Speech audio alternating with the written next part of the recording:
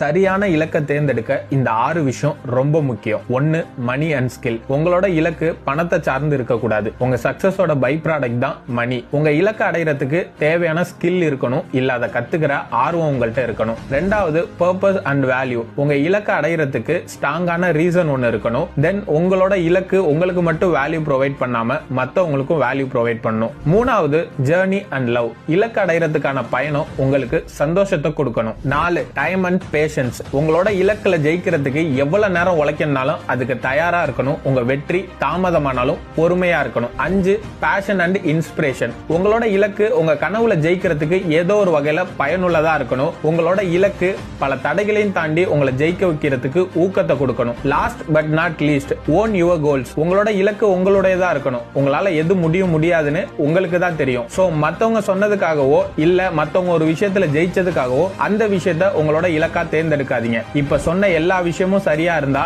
நீங்க சூஸ் பண்ற உங்களோட இலக்கும் சரியா தான் இருக்கும்.